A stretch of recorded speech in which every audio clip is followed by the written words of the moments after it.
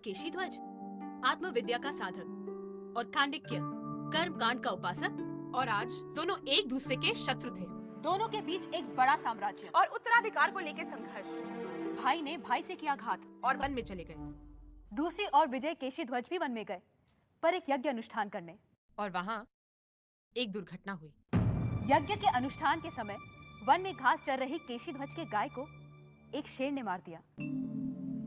मेरे पुरोहितों के पास इस गौ हत्या के प्रायश्चित का कोई विधान नहीं है। अब आप ही कोई रास्ता बताइए जिससे मैं इस गौ हत्या के पाप से मुक्त हो सकूं। खांडिक्य आपका शत्रु है राजन। मैं जानता हूं आर्य, फिर भी मैं अपने शत्रु के पास जाऊंगा।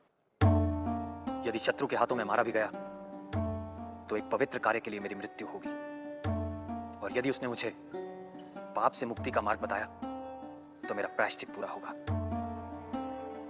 मृत्यु के भय से मैं अपने शत्रु के पास जाने से पीछे नहीं हटूंगा।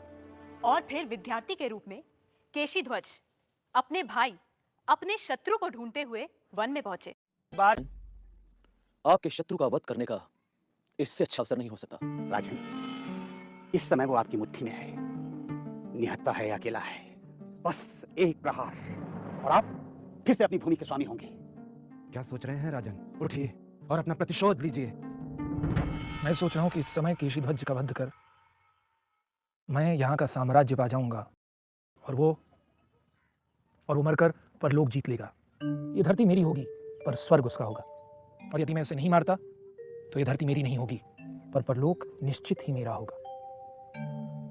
धरती का साम्राज्य, धरती का सुख स्थायी नहीं, अनंत नहीं, पर परलोक का साम्राज्य स्थायी और अनंत है। इसीलिए मैं उसे नहीं मारूंगा। वो जो भी जानना चाहते हैं उसे बताऊंगा। शायद यही मेरा प्रतिशोध है।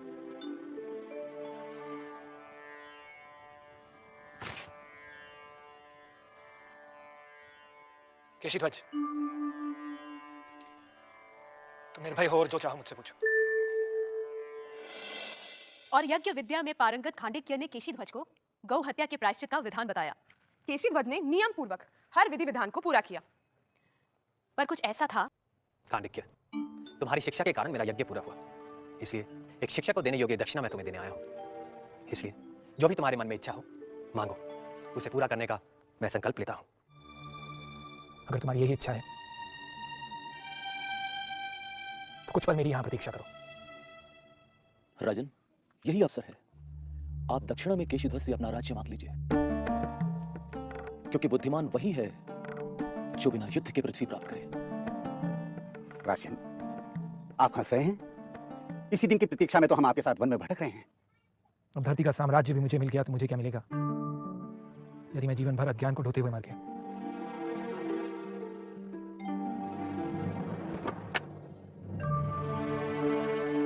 केशीध्वज,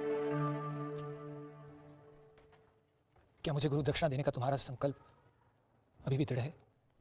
हाँ खांडिक्य। तो फिर तुम मुझे आत्मविद्या की दक्षिणा दो, जिसे पाकर मनुष्य संसार के बंधनों और पीड़ाओं से मुक्त हो जाता है। खांडिक्य, तुमने क्षत्रियों के पाने योग्य अपना राज्य क्यों नहीं मांगा? केशीध्वज, साम्राज्य भी अज्ञान से उपजी महत्वाकांक्षा है, तो फिर उसे मैं क्यों मांगू? जो स्वार्थी है, अज्ञानी है, वही साम्राज्य की कामना कर सकता है। मैं तो तुमसे वो जानना चाहूंगा जो तुमने वर्षों के तप से अर्जित किया। और फिर केशीध्वज ने खांडिक्य को आंतरिक साधना का मार्ग बताना शुरू किया। खांडिक्य, ये मन ही मनुष्य के बंधन और मोक्ष का कारण है। मन का इंद्रियों के सुख में रमना बंधन का कारण है, और जैसे ही मन इंद्रियों के विषय से दूर होता है वो मोक्ष का कारण हो जाता है। इसलिए साधक को अपने मन को इंद्रियों के विषय से दूर रखना चाहिए। जो व्यक्ति बहिरंग साधना से युक्त है वो अंतरंग साधना में भी शीघ्र ही प्रगति करता है। जब तप, यज्ञ, व्रत आदि से उसका मन शुद्ध और एकाग्र हो चुका होता है, ऐसे साधक श्रवण, मनन और निधिध्यासन द्वारा आत्मज्ञान प्राप्त करते हैं। श्रवण, मनन और निधिध्यासन अंतरंग साधना के चरण हैं। श्रवण का अर्थ सिर्फ सुनना नहीं है। श्रवण का अर्थ है सावधानी व श्रद्धापूर्वक गुरु से वेदांत की शिक्षा को सुनकर उसके आशय का निर्णय करना, जो सावधानी व ध्यान देने से ही संभव होता है। इसलिए साधक को वेदांत की शिक्षा अपने आचार्य से सावधानी व ध्यान से सुननी चाहिए। इसके बाद दूसरा चरण मनन का है। मनन यानी गुरु द्वारा दी गई शिक्षा का तर्क से विश्लेषण और उसकी जांच पड़ताल।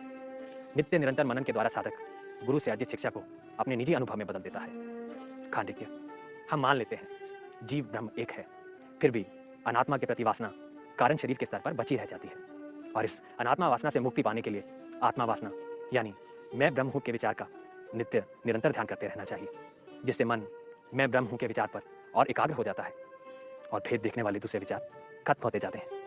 इस अनात्मा वासना से मुक्ति पाने के लिए निधिध्यासन की आवश्यकता होती है और मैं ब्रह्म हूँ इस भाव को दृढ़ बनाना ही निधिध्यासन या ध्यान कहलाता है। और मैं ब्रह्म हूँ के विचार का नित्य निरंतर ध्यान करने से एक ऐसी अवस्था भी आती है जब मैं ब्रह्म हूँ का विचार भी खत्म हो जाता है। साधक ब्रह्म से एक हो जाता है, जीव ब्रह्म से एक हो जाता है। यह अवस्था शुद्ध चैतन्य यानी सर्वोच्च सत्य की अवस्था है। जीते जी व्यक्ति मुक्त हो जाता है, वो जीवन मुक्त कहलाता है। केशीध्वज, मेरे साथ आध्यात्म ज्ञान और आत्मा के अनुभव के लिए, अंतरंग साधना का रहस्य बांटने के लिए मैं सदैव तुम्हारा ऋणी रहूंगा। खांडिक्य, तुम भाग्यशाली हो। अगर तुम चाहते तो मुझसे मेरा राज्य या मेरा जीवन मांग सकते थे, पर तुमने ऐसा नहीं किया। तुम बुद्धिमान हो, इसलिए तुमने मुझसे सर्वोच्च सत्य का ज्ञान मांगा, जो मैं केवल बौद्धिक स्तर पर जानता हूं, पर तुम उसका सीधा अनुभव करने की कोशिश कर रहे हो। भाग्यशाली हो। तो बात समझ में आई ना टी? जो अंतरंग साधना का रहस्य जान लेता है, वह जो शुभ है, अनंत है, उससे ऐसे एक हो जाता है और वह स्वयं शुभ और अनंत हो जाता है।